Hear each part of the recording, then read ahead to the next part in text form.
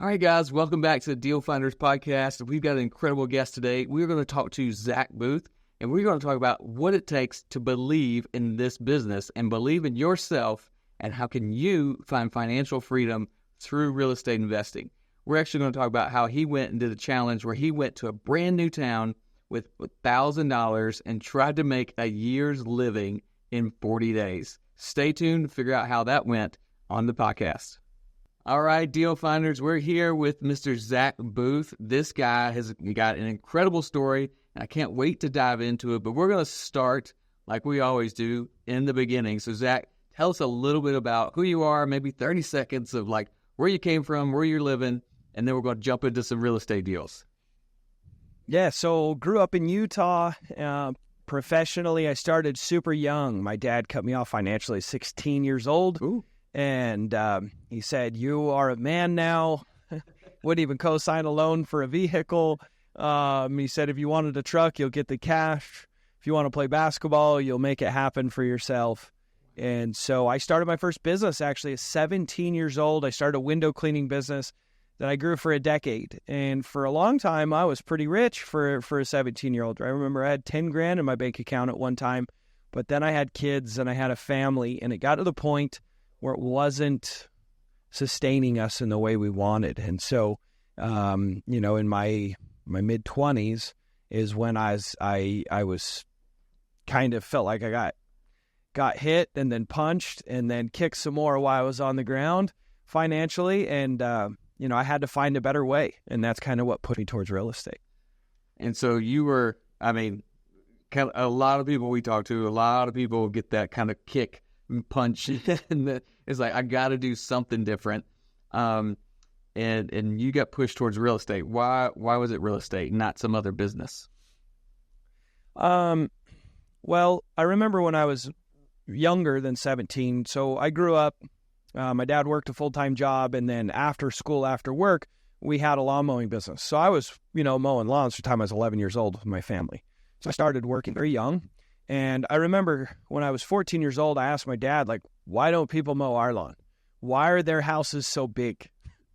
Why are they rich and we're not? Like, this is not fair. We work so hard. Like, why don't we have money? And I remember I was being tactful because my dad's like, really stern kind of guy, if you can't imagine from cutting me off and financially. Yeah. It was like his way, my way. I love him to death. He's nuts. And, he always used to say, "Boy, I want results, not excuses," He's that kind of dad. So, I'm a big teddy bear compared to him. It's so funny. It drives him crazy. He drives me crazy. But anyway, so, I remember like having this experience, and I remember one day my dad was just like, just ask my rich friend, son, leave me alone, So I asked, and his friend was Clint Sherman. Clint, a good guy. I'm going with him to Alaska fishing this year. But I remember asking him, my dad says you're rich. And I didn't think he was rich because he had this beat up old truck, I associated things with wealth. Anyways, I found out he was a real estate investor. He had multiple apartments, and even though he had a day job, and he gave me a gift. He gave me Rich Dad, Poor Dad at 14 years old. And I read it. Wow. So 14 years old, my little brain started thinking about money and making money. And that's kind of why I started that business. But I also had thought I want to be an investor. I want to have money. So I bought my first duplex actually while I was still a window cleaner. Because of that book, I was house hacking essentially. I was living in one side and renting the other. Put all the sweat equity. I had standing water in the basement. It was a dump when I bought it. And I had construction experience from 15 to 17 years old. I did a lot of construction. So I knew how to swing a hammer, and so I did. I did change the roof. I pulled the carpets. I sheetrocked. I did all sorts of stuff in this property. And, that was my first taste. And I remember I could rent one part of the duplex for $750, and my payment was $450.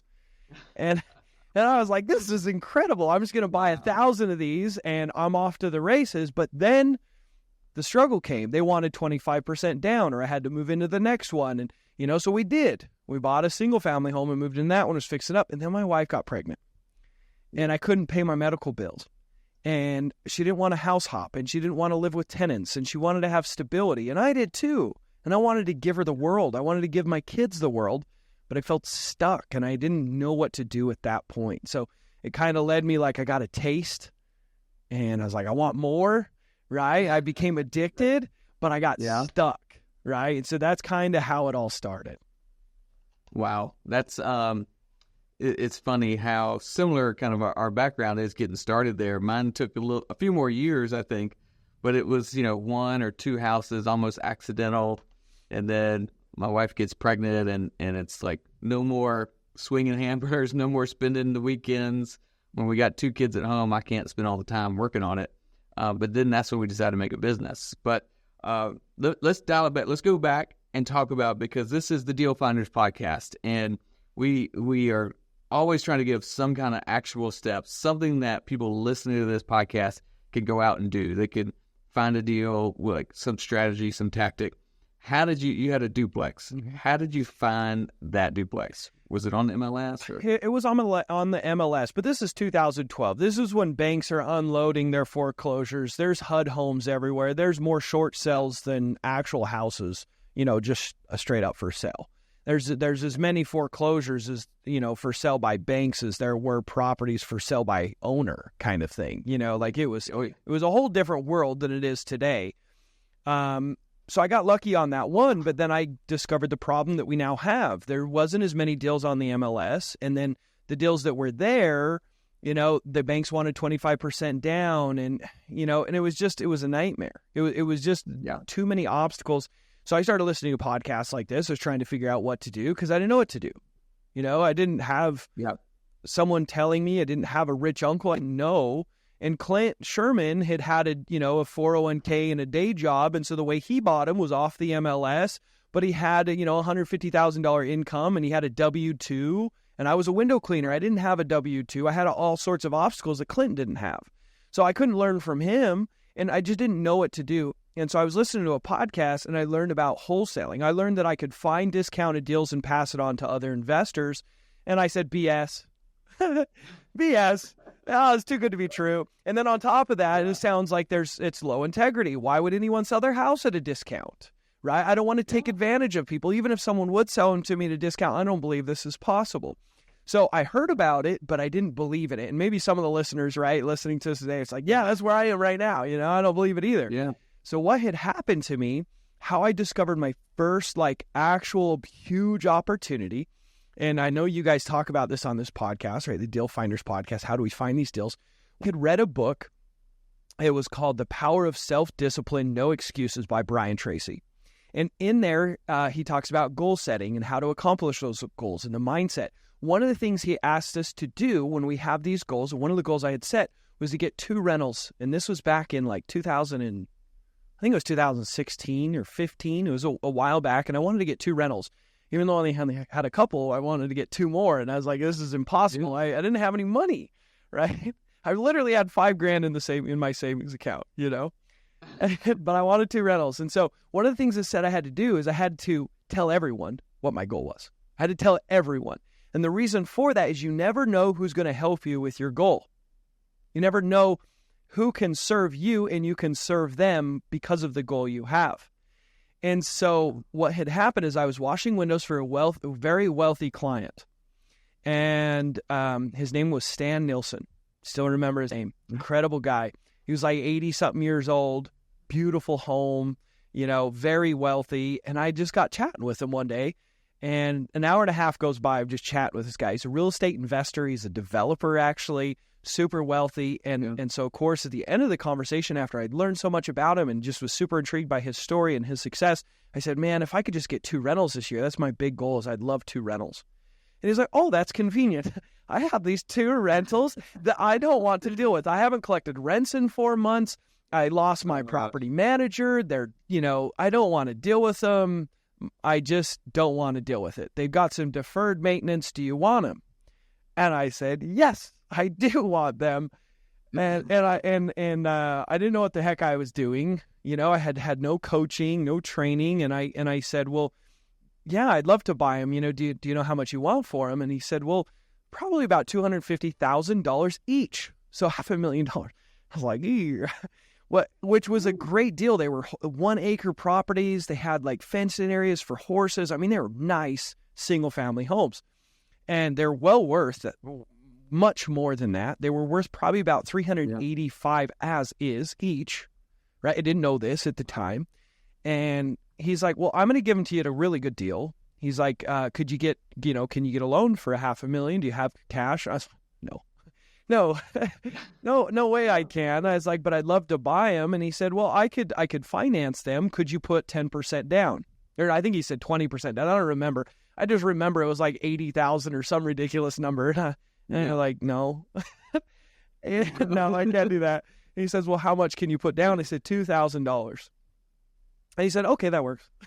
And I was like, oh my gosh, okay. And then he pulls out a piece of white paper, blank white paper out of his printer, and he starts to write down the agreement. And I'm freaking out, right? I'm like, well, whoa, hold on. And now the fear's kicking in because I'm moving forward with my goal. And I'm like, well, don't we need like an actual contract? Like, don't we need an attorney? Like, what do we do here? And I'm like terrified. And he stops me and he says, Zach, let me explain how this works. You take this paper to the title company. I'm going on vacation. When I come back in a week, I want you to talk to a real estate agent and confirm what they're worth. I want you to confirm what it'll rent for so you can pay monthly. I know you can, but I want you to be confident in this deal. So he's educating me, right? And my mind is just like blown. I'm like, you can find a deal of a lifetime. It exists and it's wholesome and there's integrity here. He knows he's giving him at a discount. He knows that he's hooking me up because he doesn't want to deal with them. He had 2 multi-million-dollar development opportunities. And so that experience made me believe. That experience was that first opportunity. I ended up selling them to the tenants the next year for over $130,000 profit. Changed my life. Wow. That's insane. That's insane course of events, but I got to go back. I got to go back to the beginning. I got to go back to exactly how you found this deal. And it's you of course you read the book, but you changed your mindset of you're going to find 2 rental houses. And in order to do that, you've got to tell people, you've got to enlist your community, the people around you, your friends, your family, complete strangers, people you're doing work with, someone you see in the elevator. It's the complete mind shift that says, this is what I'm going to do, and I know I need someone's help. I know that there's someone out there that has a goal, the yin and the yang of the goals, right? They have a goal that will match mine, and we can all succeed by serving each other. So I love that you do that because that's exactly what we talk about in the Deal Finders Club. As I say, we put it out there. Tell people on Facebook.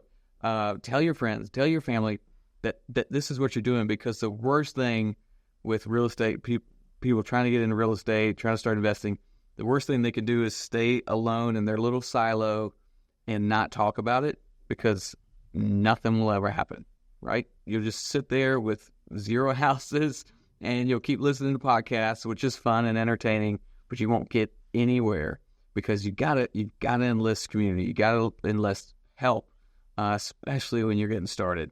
So that was the beginning of what turned into a pretty good business, right? So you said right away you profited a couple $100,000. That's life-changing money. And so where did that take you? Where are you now? What are you doing now? Well, now I have a company where we do over $1 million a year in wholesaling, in revenue. I also coach and help other people and support people through this process, which is a way for me to give back. Like it put me in a place financially where not only do I have financial freedom and everything that I've ever wanted for my family, and being able to travel and, surprise my wife spontaneously with like vacations to Italy, like this year for her birthday. Like, hey, here's some flight tickets. We're going to Italy for your birthday. What? Like never could have afforded things like that. And that's so wonderful. And my kids go to the school in the school district that I want them to. We bought a house just for our business, and the things are nice, but the ability to give back and to do things for people that mean the most to me, in my immediate family, my wife's grandmother's 80 years old. She's from Brazil. My wife, and so my wife's grandmother's down there in Brazil, and she was still cleaning houses at 82 years old. And so for the last 5 years, she hasn't had to work since, right? Wow. And being able to just take care of her has been amazing. It's been amazing not only for my father-in-law and my mother-in-law, because they don't have to worry anymore and try, because they're kind of trying to figure things out for themselves as well as, and then having to take care of her. That wasn't as doable. And but also having now time and ability to do things like this and encourage people and help people through getting starting and having that financial freedom, and it's amazing that that's where it's led me. And I never expected it. Sometimes I pinch myself, but what I like, the biggest thing for me that I think that got me to that point was that belief, that experience of that first deal, seeing that happen, having Stan be willing to give me a property at a discount. And it's like, people are like, man, that's a deal of a lifetime. Well, is it? It's like, I find a deal of a lifetime every single week. And I think that's what's most important to people realize. This is not a one-off thing. This is not, we did a $105,000 assignment contract, meaning I found a property and I passed it to an investor and I got paid $105,000 for the paperwork. I didn't buy the house. I didn't invest in the house. And we do this kind of stuff day in and day out. And we signed 3 of these contracts last week. Right? Like, this stuff exists, and it just completely changed my life. Yeah, you nailed it right there with the belief. The reason we started the Deal Finders podcast and the community and the club is to get people into that belief state where it's first, second, third deal, it becomes real, and it changes the trajectory, not of just your life, but the life of everybody around. Just like, you're taking care of your wife's grandmother, right? Like, who would have thought of that? Normal W-2 income, that's pretty tough to do.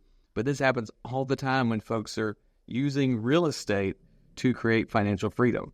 And so, we're big believers, we're big pushers of that. Find your niche in real estate and do that. And you talked about sharing your life and coaching others and being able to do podcasts and mentors. But I gotta bring up, you gotta tell us a little bit about your 40-day challenge, because we're going to send people to your YouTube channel to watch this. Where you went, and I don't know what city, you went to a random city that you've never been and made basically a year's salary in 40 days, right? Tell us a little bit about that so people can check it out. Yeah, so I wanted to give that gift of belief, right? Because I remember when I had the success, like, I started with that belief. It started with meeting a stand, right? And I started having this huge desire. I accidentally became a coach. It was never in my plans. It just kind of happened because of another self-help book. It was called Living Your Best Year Ever by Darren Hardy. And I had to give away what I wanted to receive. You give love, you receive love. You want value, you give value. Wanted to generate $1 million for the first time in my wholesaling business a handful of years ago. And so I had to give away $1 million. So I brought on 10 people to teach them my step-by-step system of how I was finding all my deals using now I call it my Driving for Dollars mastery system. At the time, it was just my Driving for Dollars, core processes. So I started teaching this to them, and they blew up. Crazy. Well, one of my students, his first deal with me was like $114,000, right? Michael McLeish texted me 18 months after joining.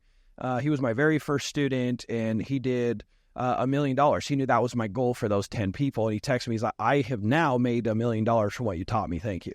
And so it was like, that was just addicting. I was like, I want more of this, It wasn't even about the money. Yeah, I hit the $1.2 million in my own wholesaling business because I learned so much from teaching, but I became addicted to coaching. And what I started to discover is that number one things that keeps people from being successful is that belief that they can be the success story, that it's even possible, that you can find deals at massive discounts, and that they're there every day in competitive markets everywhere and anywhere if you're willing to do the work.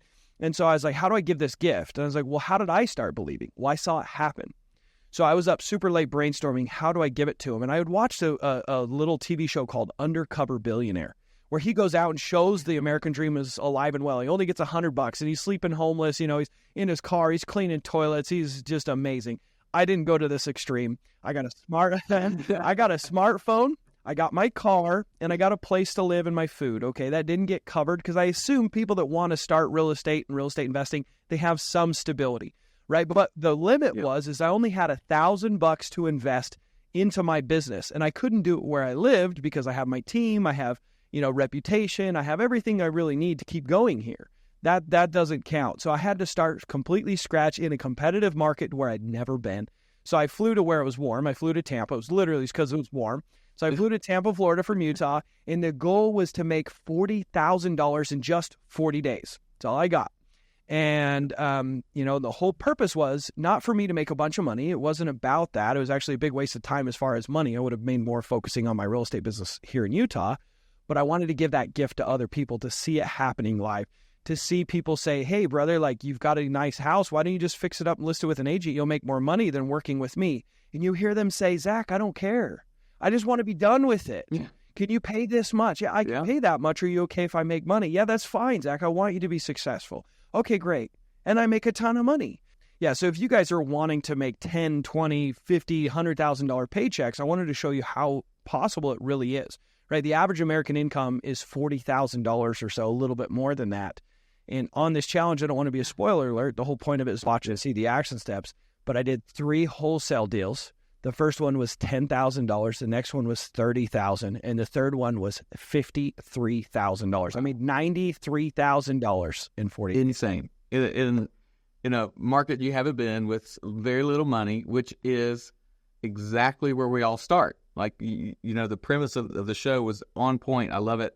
We all start there, even though we're in our hometown most of the time or where we live.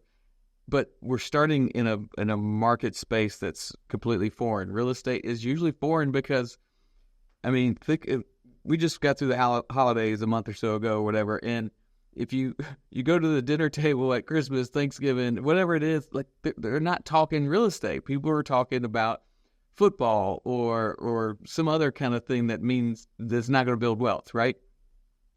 Real estate space is so foreign to most people because it's not talked about, it's not taught. And when we try to step in and get started, we are just like you. We are in a complete no man's zone. We are in Tampa, but we're from Utah, right? We don't know anything about it because it's just not taught. It's not talked about. When we get in, we are blind. We kind of look. We might be. I remember I was a manager of a couple of hotels. So I kind of knew what I was doing. I knew my workspace. And then I go talk to real estate people. I'm like, I don't know what y'all talking about. I have no idea. We had, my wife and I, we had something like 25 rental units before I ever heard the word wholesaling. We were buying all those. We were doing the Burr method before we even knew what that was. It was just using W-2 income, look the nice clean tax return and put money down and then refinancing. We were doing the work on them, but I didn't even know what that word wholesaling was, right? We were just in a brand new land with no idea. So I love that you gave that back, that you went and did that and spent 40 days of your life in a new place and that you put it on. It was horrible. Put it on YouTube. And, I don't know if I know my wife wouldn't allow me to do that right now with 3 kids running around, but that's amazing that you did that. So I hope you guys check that out. What's the YouTube channel? We could put it in the notes too. Yeah, I think it's Real Estate Investing with Zach Boothe. So, you guys can follow me on there on YouTube, but I also have TikTok, Instagram, Facebook, just whatever your social media platform you prefer. Just search Zach Boothe and it'll pull me up, and you can follow me. So it's ZACK. I spell it properly. Just kidding. And then last name's Boothe, Boothe. So you guys can follow me there. And then also in the links, my bios and TikTok and Instagram and Facebook, I actually have a training on this challenge. I have a training of what I did and why it works so well, where it really breaks this down even more granular. So you can watch the 40-day challenge for free. If you go to my YouTube channel and click playlists, you'll see the 40-day challenge. You can watch it day by day. But I also have free trainings on this out there. So definitely go check that stuff out. It's all free. I want you guys to believe in yourselves and start taking action and have financial success like you never knew was really possible. Yeah, I love that. And that's a great parting words. That's great to wrap us up right there, is to get out there and find that belief, you guys, because there's nothing special about Zach or I. I know we're both handsome fellows, but that's not my belief says I'm special, but it's not true. It's not that. True. It's never kind of special, but there's nothing special about us that keeps you from doing what we're doing, which is getting into real estate and finding that first deal that leads to the second, to the third, and snowballs into financial freedom that you've never seen before, right? So that's what, borrow the belief from his YouTube channel and go out there and start taking action. And there's so much information, so much education here in this podcast and in Zach's podcast and other podcasts that you really can learn this business just from that free stuff. But listen, the thing that's going to get you through it is finding a community, finding a place where people can hold you accountable and lift you up when those times get tough. So you're going to want to check us out at dealfindersclub.com and see if we could work together and join our community. All right? So next time, we'll see you on the podcast next week. See ya. Thanks for listening to the REI Deal Finders podcast. You can find out more and apply to be a part of the REI Deal Finder community at reidealfinders.club.